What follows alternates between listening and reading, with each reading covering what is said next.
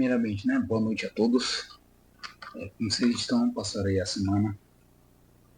Espero que bem.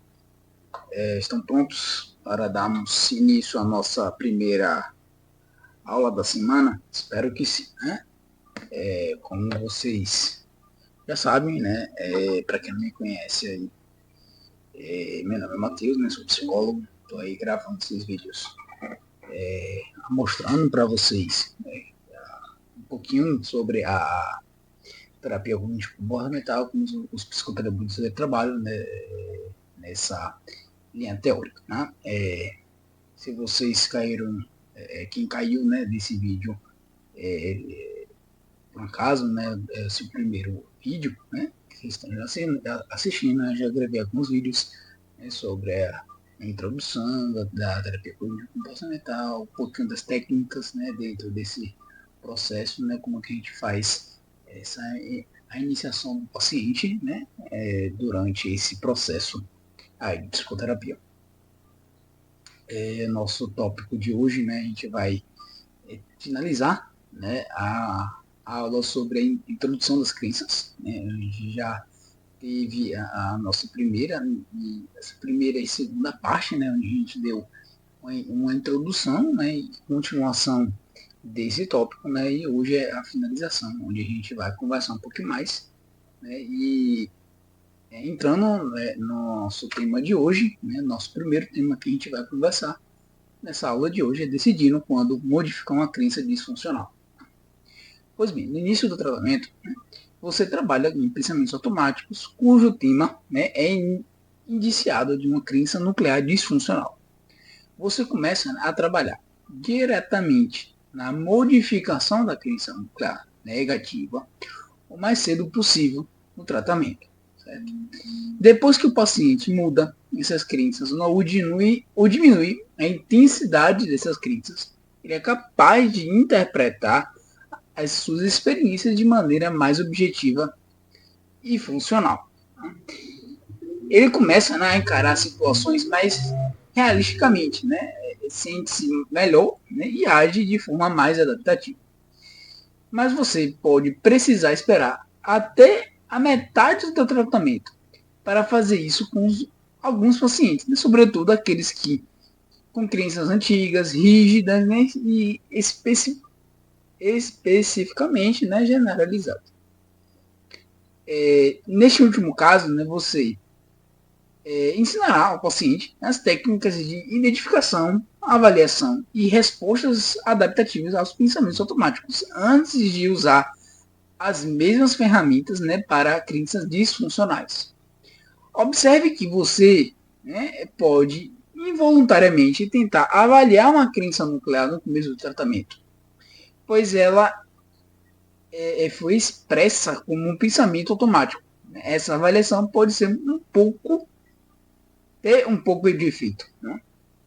Depois de identificado, né, uma crença disfuncional importante, você pode fazer algumas perguntas a si mesmo para descobrir se trabalhar ou não na crença naquele momento. Que seriam, né? Primeiro, o paciente acredita que cognições são ideias, né? E não necessariamente verdades. E que avaliar e responder a esses tipos de ideias o ajuda a se sentir melhor ou agir de maneira mais funcional. O paciente será capaz de lidar com o estresse que provavelmente sentirá quando essa crença não for exposta.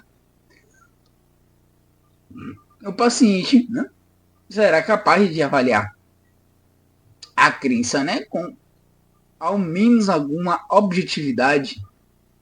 A relação terapêutica é forte o suficiente? O paciente confia em você, né, nesse processo e me permite como alguém que compromete que ele realmente é, né, tenha credibilidade com o paciente. E por fim, né, tem tempo hábil, né, durante a sessão para fazer esse processo. Essas são algumas perguntas, né, onde a gente começa a pensar, né, se realmente vale a pena, né, a gente modificar uma crença disfuncional para o paciente, né, aí sempre junto com o paciente, né, a gente vê se vale a pena ou não, certo? Próximo tópico que a gente vai conversar, né, orientando o paciente sobre essas crenças, né, disfuncionais. Primeiramente, você já identificou, né, uma crença intermediária, não, ou um nuclear negativo. Tá? Determinou que ela é significativamente estressante para o paciente, né, e está associada a um déficit expressivo, né, e decidiu colaborativamente, né, que é o momento certo para começar a trabalhar nela. A seguir, você pode decidir orientar o paciente sobre a natureza das crenças em geral, usando uma crença específica como um exemplo. Próxima tópico que a gente vai começar, conceitos importantes sobre crenças. O que é importante, né, a gente saber? Pois bem, é importante que os pacientes entendam o seguinte. Primeiro, né, as crenças, assim como os pensamentos automáticos, são ideais. São ideias, certo? Não necessariamente verdades. E podem ser testadas ou mudadas. 2. As crenças são aprendidas, não inatas, e podem ser revisadas. Há uma gama de crenças que o paciente pode adotar. 3. As crenças podem ser bastante rígidas e parecer verdadeiras, mas são sempre ou quase sempre infundadas. 4. As crenças se originam, né, por meio de um significado que o paciente atribuiu às suas experiências quando jovem ou em idade mais avançada. Né? E, por fim, né, quando esquemas relevantes são ativados, o paciente, né, prontamente reconhece dados que parecem apoiar sua crença nuclear, ao mesmo tempo ignorando dados contrários ou nem mesmo processando os dados como relevantes para essa crença. O nosso próximo tópico que a gente vai conversar, né, a gente já começa a modificar essa crença junto com o paciente, né, que a gente começa a apresentar uma hipótese, né, sobre o problema, que é o processo inicial para a gente começar a modificar, né, essas crenças disfuncionais. Quando o psicoterapeuta orientou Abe, né, a respeito de uma crença nuclear, ela sugeriu duas possibilidades sobre o problema, né, como demonstrado no exemplo que eu trouxe a seguir. Esse exemplo, né, como já é de costume, vocês me verem fazendo, né, é um diálogo, né, dentro de uma psicoterapia junto com o psicoterapeuta e o paciente, né? E a gente começa trazendo, né, nesse exemplo, a psicoterapeuta perguntando, né? Parece que essa ideia, né, de que você é incompetente pode interrompê-lo de se candidatar a empregos. Isso está certo? Com isso, o paciente vai e responde, né? Sim. Com isso, né, o psicoterapeuta vai perguntar novamente: podemos falar sobre essa ideia por um momento? Eu gostaria de entender o que está acontecendo. Ou o problema é que você realmente é incompetente e, caso seja, trabalharemos juntos, né, para que se torne mais competente. Ou talvez esse não seja o problema. Talvez o problema seja que você tem uma crença de que é incompetente, quando na verdade não é. Né? E algumas vezes as crenças é tão forte, né, que o impede de até mesmo, né, descobrir se você conseguiria fazer alguma outra coisa bem.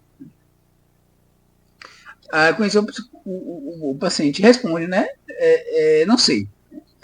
O psicoterapeuta vai indagar novamente. Acho que há duas coisas que precisamos fazer. Uma delas é você reconhecer quando está sendo competente e estabelecer mais experiências em que possa usar a sua competência. A segunda é ver se realmente é incompetente quando se sente incompetente. Nosso próximo tópico, usando uma metáfora, para explicar o processamento dessa informação. Pois bem, posteriormente, né, a psicoterapeuta ela vai explicar, né, ao seu paciente as crenças nucleares em que pequenas partes, assegurando que ele entenda enquanto a psicoterapeuta prossegue, utilizando a metáfora de uma tela, como demonstrado no próximo exemplo que eu trouxe para vocês. Tá? Primeiro, né, a psicoterapeuta pergunta: essa ideia, sou incompetente, é o que chamamos, né, de crença nuclear negativa. Se você concordar, eu gostaria de lhe falar sobre as crenças nucleares. Elas são mais difíceis de mudar do que os pensamentos automáticos. Aí o paciente ele concorda, né? Com isso, o psicoterapeuta vai indagar. Né? Antes de tudo, uma crença nuclear negativa é uma ideia, né, em que você pode não acreditar fortemente quando não está deprimido.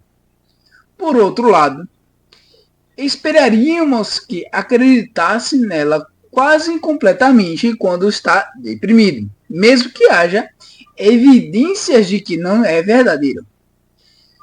Está me acompanhando até aqui? O paciente ele responde sim. Pois bem, né? Com isso, a psicoterapeuta continua. Né? Quando você está deprimido, essa ideia, né, se torna muito forte, fazendo movimentos com a mão. É como se houvesse uma tela em torno de sua cabeça. A ideia de que você é incompetente está escrita nela 1 bilhão de vezes. Tudo, né, o que se encaixa com a ideia de que você é incompetente passa direto da tela para a sua mente. Mas qualquer informação que contradiz não se encaixa. Né? Então você nem mesmo nota a informação positiva ou a ignora de alguma forma. É possível que você esteja selecionando algumas informações como essa. Em seguida, né, a psicoterapeuta ela começa a questionar o paciente, né, ele, para ver se a metáfora parece se encaixar na sua experiência. Dessa forma, né, a psicoterapeuta ela vai indagar. Né? Bem, vamos ver. Fazendo uma retrospectiva, né, das últimas semanas, que evidências, né, existem de que você pode ser incompetente? Ou o que eu acharia que você fez com incompetência? Aí o paciente, né, descobri como consertar um robô do meu neto. Pronto, a gente já tem evidências aí, né, de que Abe, né, esse paciente não é tão incompetente assim, né? Abe, o psicoterapeuta ela vai responder, né? Bom, e essa evidência atravessou a tela? Você disse a si mesmo, eu descobri como consertar um robô? Isso significa que eu sou competente? Ou algo parecido com isso? Né? O paciente vai e responde, não, acho que eu pensei. Levei muito tempo para descobrir. Aí você começa a perceber que mesmo em informações positivas, mesmo quando o paciente ele consegue vencer um obstáculo, né, tem o lado positivo mais, né? Mas eu deveria ter feito isso antes, né? Mas eu demorei muito para descobrir isso, né? E isso a gente começa a perceber, né, que essa crença disfuncional aí está bem ativada nesse momento, né? E aí vai ser mais complicado de a gente modificar, né, essa crença, né? Desconstruir, perdão, né, junto com o paciente essas crenças aí disfuncional. Aí o psicoterapeuta ela indaga novamente, ó, então parece que essa tela estava operando, né? Você parece como ignorou, você percebe como ignorou as evidências que contradizem sua crença nuclear de ser incompetente? O paciente concorda. Né?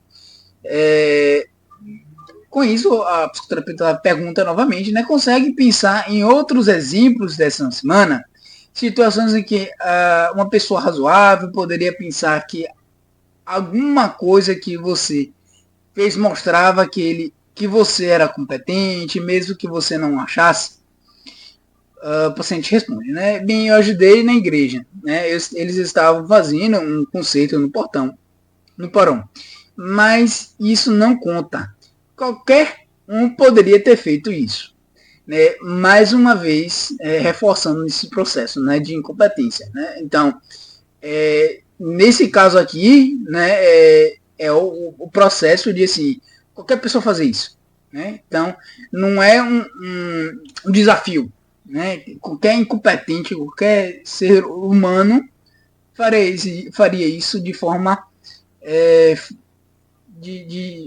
facilmente, né? Então, mais uma vez, ele não dá créditos, né, por ter conseguido, né, esse fato, né, esse ajuda, né. Com isso, a psicoterapia ela vai indagar novamente, né. Bom exemplo, né. Mais uma vez, parece que você não reconheceu as evidências de que não se encaixava nas suas ideias de ser incompetente. Vou deixar que você pense sobre o quanto é verdadeiro que qualquer um poderia ter feito isso que você fez. Talvez talvez este, né, seja outro exemplo de não dar o crédito de si mesmo, quando outra pessoa poderia ter achado que isso era uma evidência de que você é competente.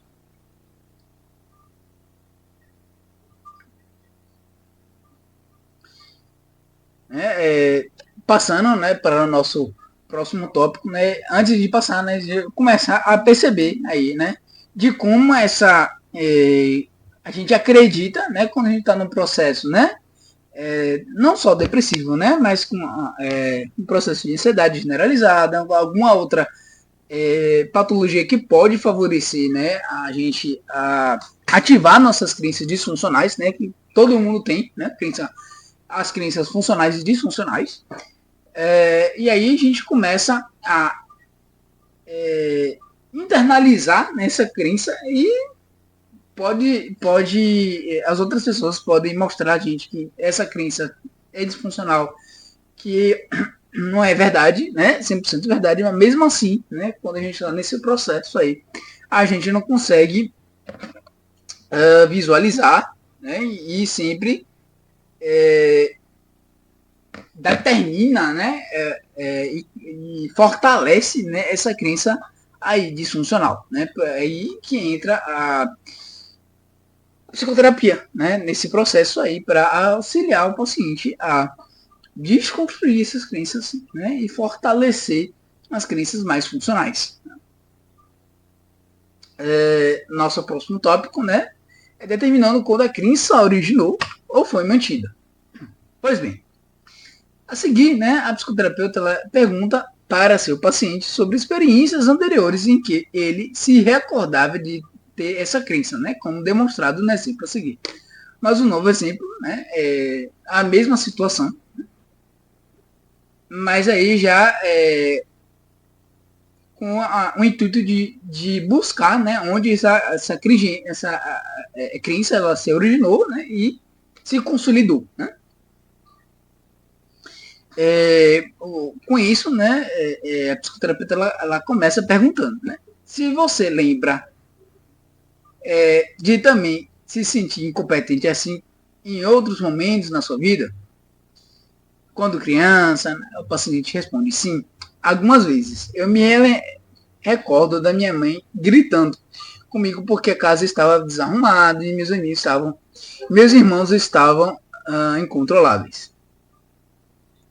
A psicoterapeuta vai perguntar novamente alguma outra vez. O paciente responde sim, quando eu consegui meu primeiro emprego, depois do ensino médio. Eu acho que quando comecei no trabalho seguinte, mas aquilo foi apenas nas primeiras semanas, né? Aí a psicoterapeuta ela indaga novamente aqui. Apenas para resumir, né? O sou incompetente parece ser uma crença nuclear como que começou quando você era criança, mas você não acreditava nela o tempo todo. Imagina que na maior parte da sua vida, até a depressão se instalar, né? Você se achava razoavelmente competente, mas Agora a tela está operando, né? Aí essa crença disfuncional está instalada, né? E foi se consolidando aos poucos, né? E o processo, né? Da depressão, no caso de Ibsen, né? Da depressão, ela aí essas crenças ficaram mais ativadas, né? Ficaram mais evidentes. E aí começou esse processo todo, né? De disfuncional do paciente, né? Nosso próximo tópico, né, que a gente vai conversar nessa aula, né, explicando crenças usando um diagrama, né, que é uma das formas de a gente representar, né, essas experiências dos pacientes. Pois bem, com mais um exemplo que a gente vai explicar essa parte, né, com mais um exemplo que a gente trouxe aí dentro da psicoterapeuta Judite, né, e seu paciente aí. Pois bem, né, a psicoterapeuta ela começa perguntando, né, ele, posso lhe mostrar como tudo isso se parece em um diagrama?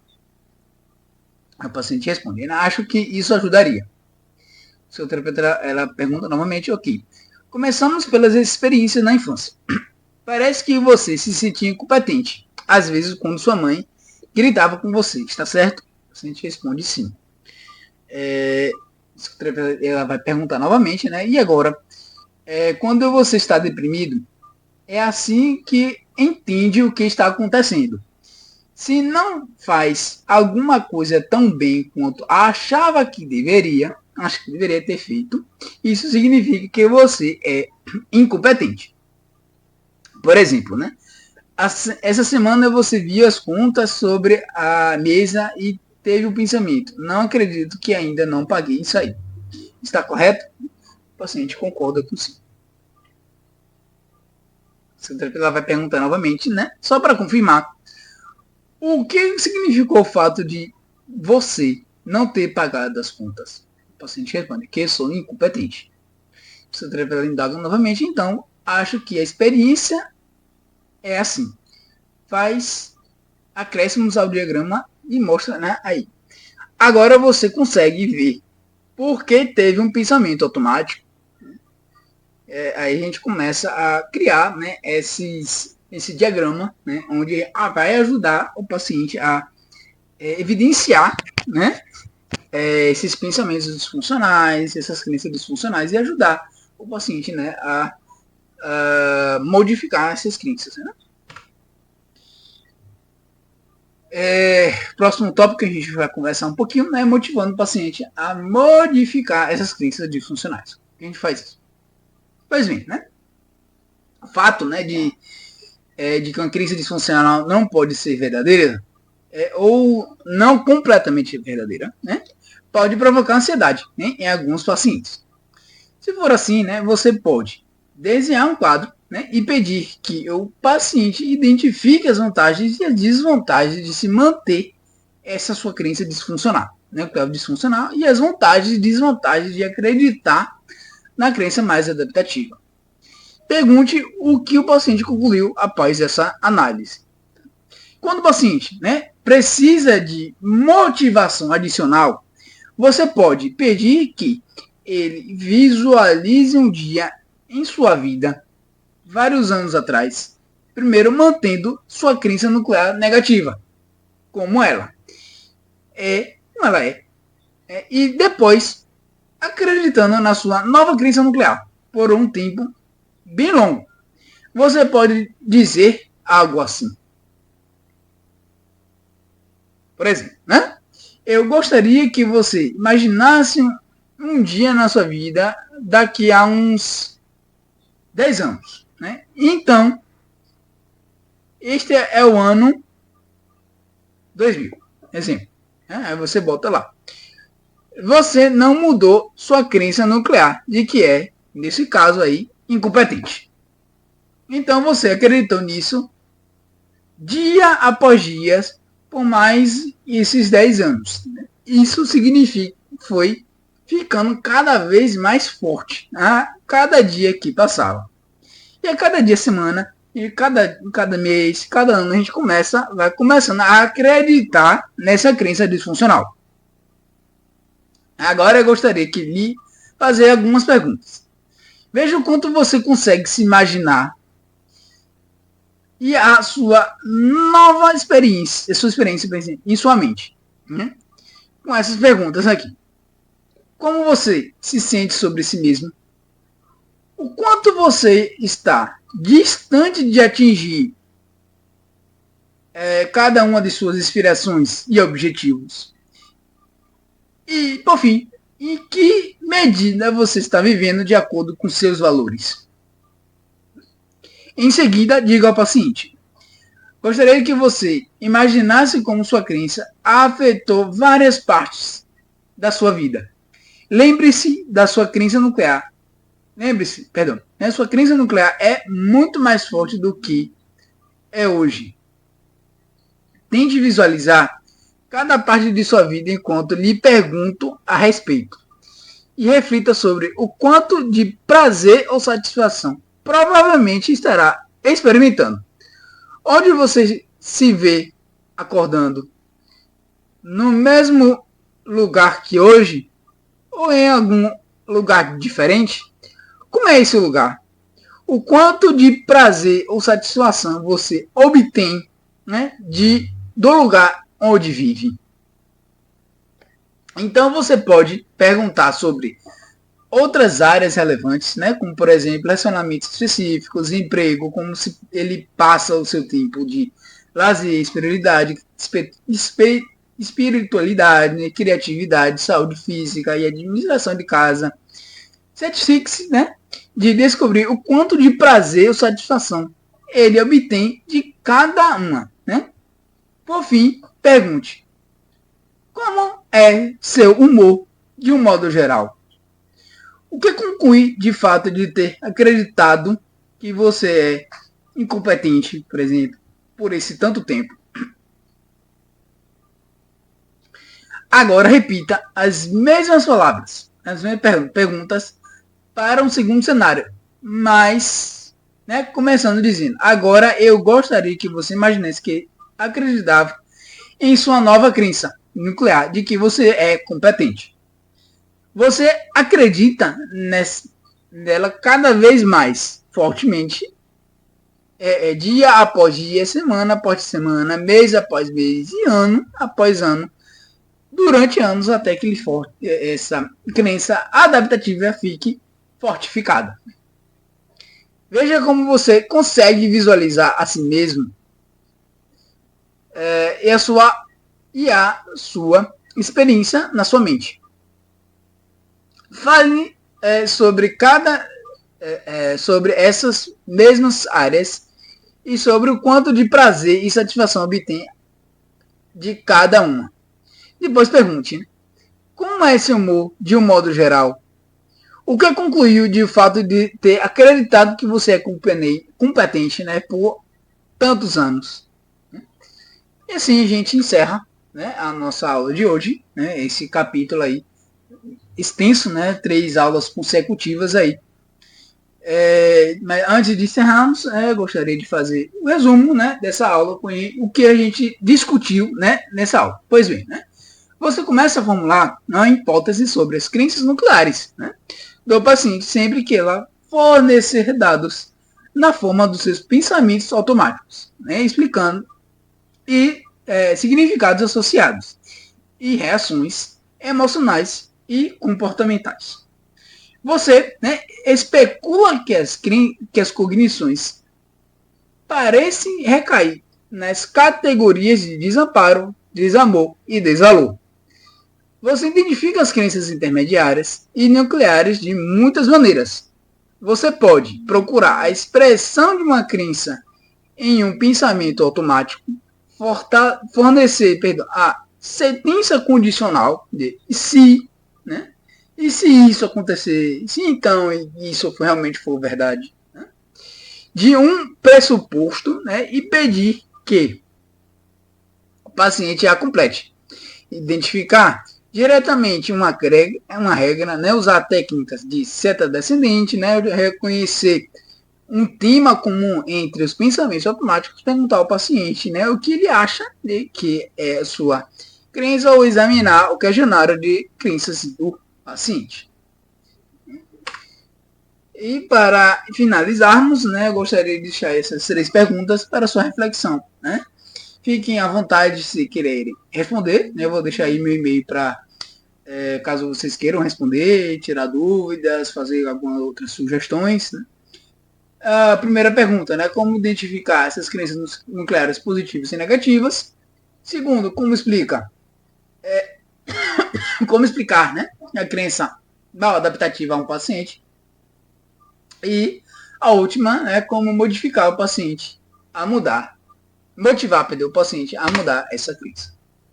Aí está meu e-mail, né? Fiquem à vontade aí para mandá-los esse e-mail para mim, caso queiram entrar em contato comigo. É assim que vocês conseguem entrar em contato.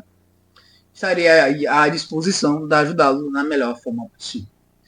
Mas espero que tenha gostado desse vídeo, né? Tenha compreendido esse processo da introdução das crenças, né? Como a gente consegue aí ajudar aos pacientes a modificar essas crenças.